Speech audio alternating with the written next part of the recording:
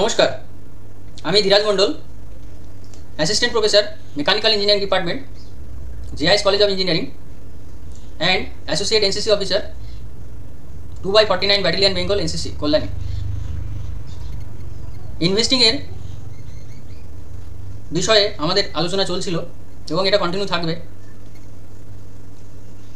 আজকের বিষয় হচ্ছে point number 4, financial freedom achieve করার পয়েন্ট নাম্বার 4। পয়েন্ট নাম্বার 4 হচ্ছে অটোমেট ইউর সেভিংস। মানে একটু আলোচনা করি প্রিভিয়াস পয়েন্টগুলো। পয়েন্ট নাম্বার 1 ছিল সেট ইউর ফাইন্যান্সিয়াল গোল। আপনাকে গোলগুলো প্রথমে সেট করতে হবে। দেন বাজেটিং, আপনার ফ্যামিলির বাজেটিং করতে হবে, কত টাকা আয় কত টাকা ব্যয়, এবং সেই অনুযায়ী কত টাকা আপনার লং টার্ম গোলে যাবে, কত টাকা শর্ট টার্ম গোলে যাবে। এবং 3 নম্বর পয়েন্ট ছিল যত ব্যাড লোন আছে, খারাপ ঋণ যেগুলো আছে সেগুলো আগে আপনাকে মেটাতে হবে, আগে ওটাকে পরিশোধ করতে হবে। 4 নম্বর পয়েন্ট হচ্ছে অটোমেট ইউর সেভিং। দেন মানে আপনার সেভিংটাকে অটোমেট করে দিতে হবে। মানে অটোমেটিক্যালি আপনার যে সেভিং সেটা মান্থলি বেসিসে বা কোয়ার্টারলি বেসিসে বা হাফ ইয়ারলি বেসিসে বা ইয়ারলি বেসিসে বা ইভেন ডেইলি বেসিসে বা উইকলি বেসিসে আপনি সেটাকে সঠিক গন্তব্যে পৌঁছতে পারেন, দিতে পারেন। মানে যেখানে যে পার্টিকুলার গোলটা অ্যাচিভ করার ব্যাপার আছে সেইখানে সেই খাতে আপনি ইনভেস্টমেন্ট বা বিনিয়োগ শুরু করতে পারেন।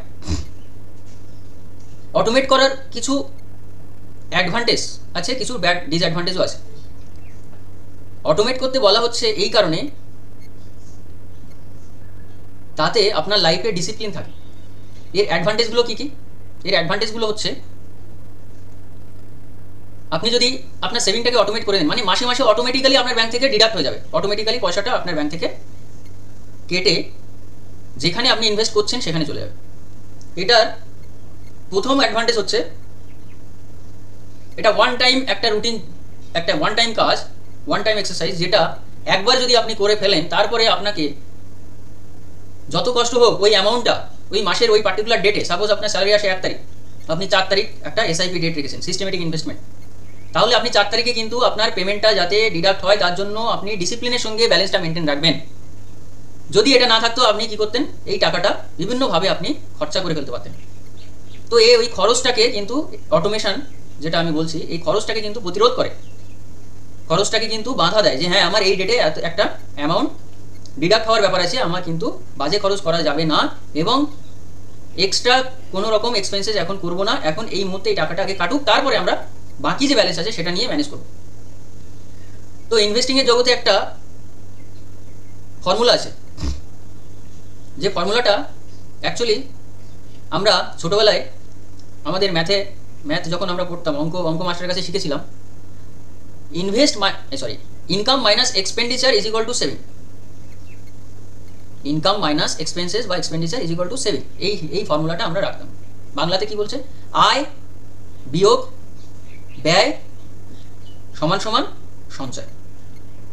এই ফর্মুলাটা আমাদের ম্যাথের মাস্টার আমাদেরকে শিখিয়েছিল, আমরা শিখেছিলাম। কিন্তু ইনভেস্টিংয়ের ভাষা, বিনিয়োগের ভাষায় এই ফর্মুলাটা একটু আলাদা। এই ফর্মুলাটা হচ্ছে একটু ঘুরিয়ে, আলাদা ঠিক নয়, একটু ঘুরিয়ে সঞ্চয়টা বাম দিকে নিয়ে চলে আসবো আর খরচটা ডান দিকে নিয়ে চলে আসবো। তার মানে ইনকাম, আয় minus saving is equal two expenses. মানে আমি যত টাকা আয় করব মাসের শেষে তার থেকে আমি সঞ্চয়টা আগে করব, তারপরে আমি খরচ করব। এর মানে মোটেই এটা নয় যে আমি যদি 5,000 টাকা বাঁচে তাহলে আমি 5,000 টাকা দিয়েই আমি জীবনটা কাটাবো না। তার আগে আমাকে তো প্ল্যানিং করছি, বাজেটিং তো করলাম, বাজেটিং তো করা হয়েছে না। তো প্রতি মাসে যেন এটা না হয় যে আমার ফ্যামিলিতে খরচ হচ্ছে 50,000, আমার ইনকাম 1 লাখ, 50,000 আমার সেভিং থাকবে, যে সেভিংটা short term and long term গোলকে মিট করবে। এমন যেন না হয় যে 50,000 তো খরচ হয়ে যাচ্ছেই, তারপরে এই মাসে আমার একটা বাড়িতে 50,000 টাকার একটা গ্যাজেট কিনতে হবে, একটা টিভি কিনতে হবে, একটা ফ্রিজ কিনতে হবে, একটা এসি কিনতে হবে, এই মাসে আমি ইনভেস্টমেন্ট বন্ধ করে দিলাম। This is bad habit, very bad habit. যদি আপনার ওই খরচটা করতেই হয়, আপনি একটু কষ্ট করে আপনার অ্যাক্টিভ ইনকামটা বাড়ান। এবং আজকের এই সিচুয়েশানে এসে, এই পরিস্থিতিতে আপনার যদি সর্বনিম্ন মান্থলি পার মান্থ যদি আপনি আপনার ইনকামের 50% সেভিং করতে না পারেন, তাহলে ইন ফিউচার ভবিষ্যতে আপনি একটা বড় প্রবলেমের মধ্যে নিজের জীবনটাকে নিয়ে যাচ্ছেন। এটাকে মাথায় রেখে আপনাকে কিন্তু চলতে হবে। অ্যাটলিস্ট 50% আপনার সেভিং করতেই হবে।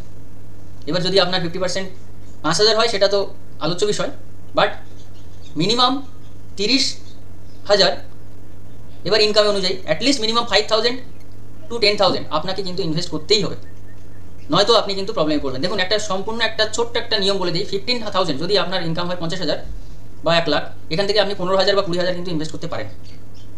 15,000 টাকা যদি আপনি কষ্ট করে একটু মেনটেন করে যদি 15 বছর ইনভেস্ট করতে পারেন, তাহলে এটা 1 কোটি টাকা দিয়ে দাঁড়ায়। 1 কোটি টাকা থেকে মাসে 50,000 টাকা স্যালারি বা পেনশন কিন্তু উইথড্র করলে আসল টাকাটা আপনার আজীবনও শেষ হবে। ছোট্ট হিসাব কয়েকটা বলে রাখি, যেটা কোটিপতি নিয়ম বলে, crorepati rule. 15% per month at the rate of 15% compound interest for 15 years, it will become 1 CR। মানে 15,000 টাকা 15% রেটে যদি মানে কোনো জায়গায় রাখা যায়, 15% যদি সে কম্পাউন্ড করে, তাহলে 15 বছরে 1 কোটি টাকা হয়ে যায়। নিয়মটা একটু চেঞ্জ করে দিই, আমি 10,000 টাকা রাখতে পারবো। তাহলে আপনি যদি 10,000 টাকা রাখেন, 20 বছর যদি রাখেন, যদি 12%ও যদি ওই টাকাটাকে যদি বাড়ানো যায়, তাহলে ওটা 1 কোটি টাকা হয়ে যায়। 15,000 টাকা, সরি, মানে আপনি যদি 15,000 টাকা 15 বছর রাখেন, 30 বছর, তাহলে এটা প্রায় 10 কোটি টাকা হয়ে যায়। সুতরাং এই অঙ্কগুলো শুনতে একটু অবাক লাগছে, বাট এটা সম্ভব। এই জন্যই স্যার আইজাক নিউটন বলেছিলেন যে পাওয়ার অফ কম্পাউন্ডিং, চক্রবৃদ্ধি, এটা একটা অষ্টম আশ্চর্য জিনিস, 8th wonder of the world. এতটাই আশ্চর্যজনক জিনিস এটা। এটা নিয়ে একটা গল্প আছে, কখনো সময় পেলে গল্পটাও শোনাবো, পাওয়ার অফ কম্পাউন্ডিং কী জিনিস। তো যারা লাইফে নিজেকে ডিসিপ্লিনের সঙ্গে রেখেছে, তারা কিন্তু খুব আর্লি রিটায়ারমেন্ট এজে পৌঁছেছে। তো সেটা কিন্তু আপনাকে ওই পার্টিকুলার লাইফে পৌঁছানোর জন্যই আজকে আমি এই ক্যামেরার সামনে এলাম। আপনারা শুনুন, জানুন, এবং যত তাড়াতাড়ি পারুন, যত র্যাপিড পারেন আপনি অটোমেট করে দিন আপনার সেভিংটাকে। মানে মাসে মাসে আপনি 1,000 পারেন, 500 থেকে শুরু করা যায়।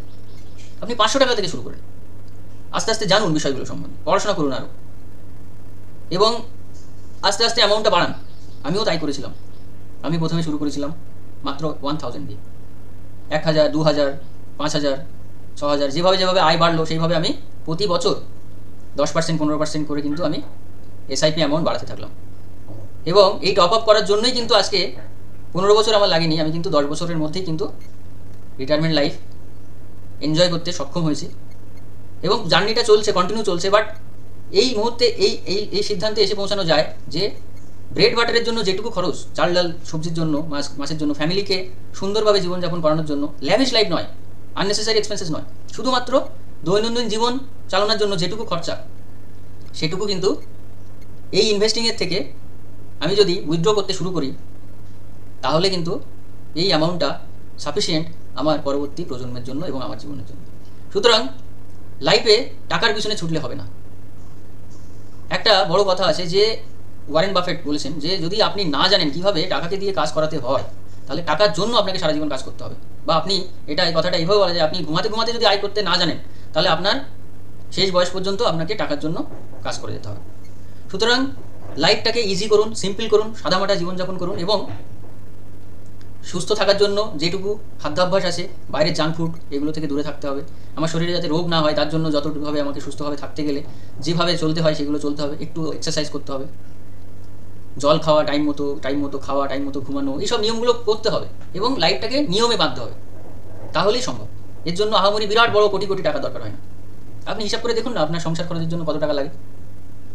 যত টাকা লাগে, সাপোজ যদি 10,000 টাকা আপনার সংসার খরচের জন্য লাগে, এটা ক্যালকুলেশনের সুবিধার জন্য বলছি, তাহলে ম্যাক্সিমাম এই 10,000 টাকার জন্য maximum 12 to 15 lakh amount sufficient for life time.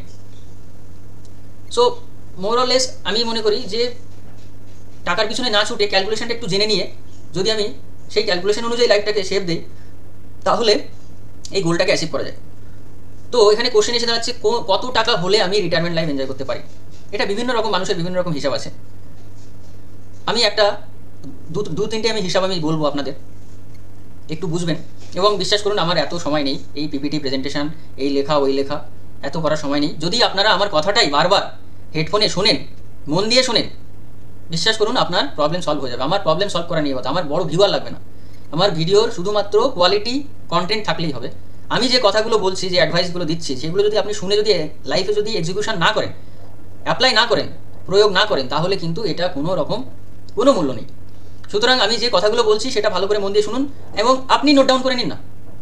আমাকে প্লিজ এই পিপিটি প্রেজেন্টেশন অনেকে এগুলো জানিয়েছেন, আমি দেখতে পাচ্ছি যে আপনারা যদি ভিডিওর মধ্যে একটু কিছু ওর জন্য অনেক কিছু খরচা লাগে, অনেক সেট আপ লাগে, এবং সেগুলো সত্যি কথা বলতে আমার কোনো রকম এতটা রিসোর্স বা এতটা ইনভেস্টমেন্ট করার মতো কোনো অবস্থায় আমি নেই। আমি এইভাবেই জানিয়ে যাব, আপনাদের যেটুকু দরকার সেটুকু আপনারা পেয়ে যাবেন। কমেন্ট বক্সে লিখুন, আর নয়তো আপনি খুব মানে আধা ঘন্টা আলাদাভাবে পার্সোনালাইজ আপনি 1-to-1 মিটিং ফিক্স করুন, আমি অবশ্যই আপনার সঙ্গে থাকবো। এনিওয়ে, তো কত টাকা লাগবে আমাকে ফাইন্যান্সিয়ালি ফ্রি হতে গেলে? আমি কিন্তু ফাইন্যান্সিয়াল ফ্রি কথা বলছি, তার মানে এই নয় যে আপনাকে ঘুমাতে বলছি। আপনি আপনার কাজ করুন না। আপনাকে আপনি ব্যাডমিন্টন খেলতে ভালোবাসেন, আপনি ব্যাডমিন্টন খেলুন। আপনি ক্রিকেট খেলতে ভালোবাসেন, ক্রিকেট দেখতে ভালোবাসেন। ফুটবল খেলতে ভালোবাসেন, ফুটবল দেখতে ভালোবাসেন।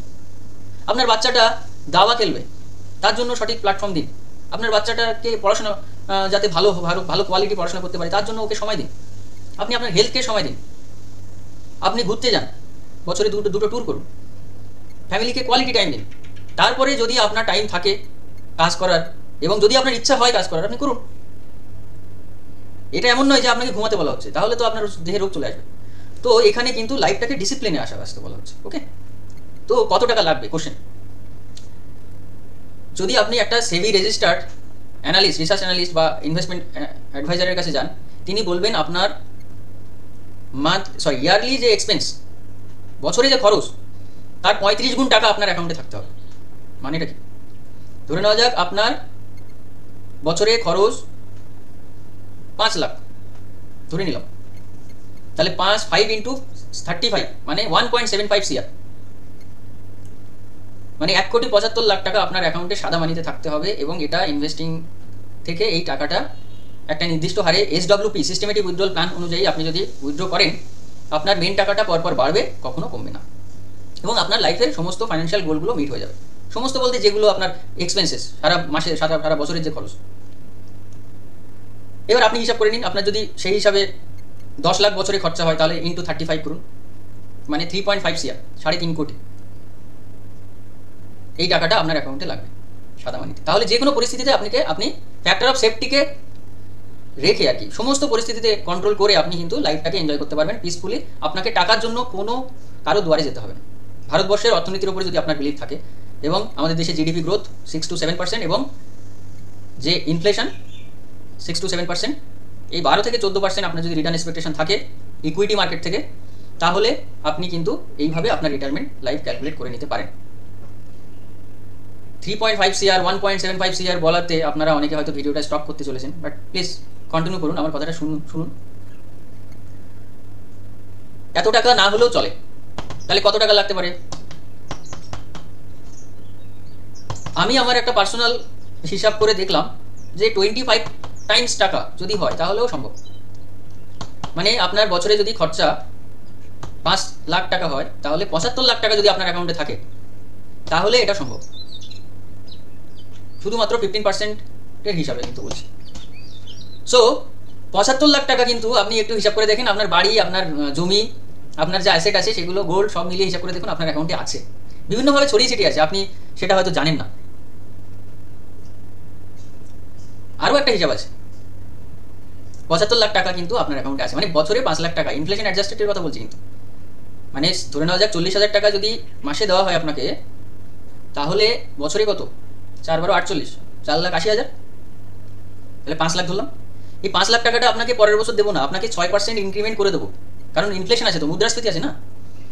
তো 5 লাখের 6% বাড়িয়ে আপনাকে টাকা দেওয়া হবে, তার মানে 5×6 = 30, 5,30,000 টাকা পরের বছর থেকে আপনাকে দেওয়া হচ্ছে। এইভাবে 12 বছর পরে আপনাকে 5 লাখ দেওয়া হবে না, 10 লাখ দেওয়া হবে। এইভাবে যত মুদ্রাস্ফীতি বাড়বে সেইভাবে আপনি এটাকে বাড়াতে পারেন। হ্যাঁ, যদি আপনি আননেসেসারি খরচা আপনি এখান থেকে চান, তাহলে কিন্তু সব গোলমাল হয়ে যাবে। এটা কিন্তু সম্ভব না, বোঝা গেল? তো আপনার যে বছরে খরচ তার 25 গুণ টাকা। এবার আমার কথা না শুনে আপনি 25 না, আপনি 30 করে দিন, মানে 90 লাখ টাকা। 30 গুণ টাকা, 5 লাখ ইন্টু, ভুল বললাম নাকি? সরি, একটু ভুল হয়ে গেল না? 25 গুণ মানে হচ্ছে 75 লাখ হয় না, এটা 1,25,000 টাকা।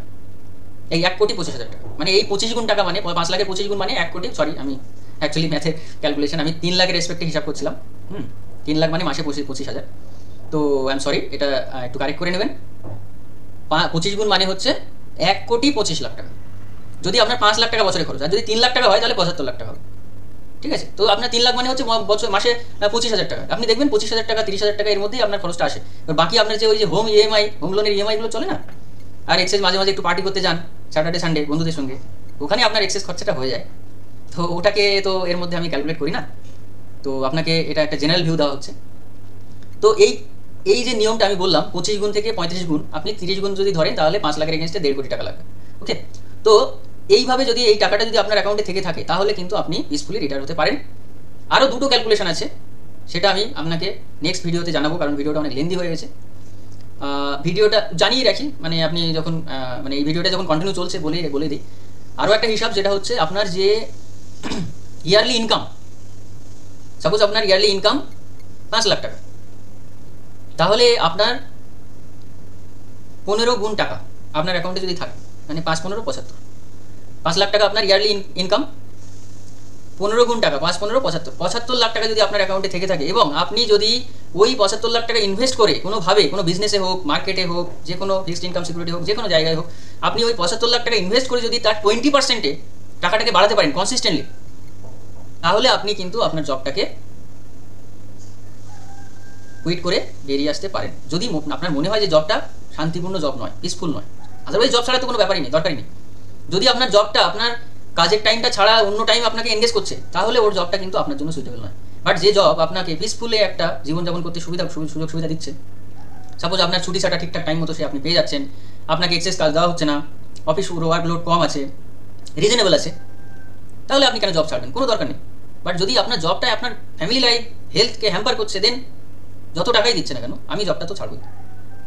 ওকে, তো কত টাকা বললাম? 75 লাখ টাকার যদি 20% হয়, তাহলে যে টাকাটা হয় দেখবেন টাকাটা কিন্তু আপনার ওখান থেকে আপনার যে ইয়ারলি যে ইনকাম 5 লাখ, সেটা কিন্তু এটা ফুলফিল করছে।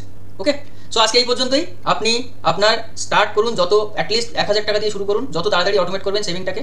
এবং আমি আপনাকে বলবো যে 1000 টাকা করে যদি মাসে মাসে আপনি রাখেন, তাহলে আপনার বাচ্চাটার জন্য প্ল্যান করলে 30 বছরে আপনার বাচ্চার যে অ্যামাউন্টটা আসে সেটা কিন্তু সাফিসিয়েন্ট।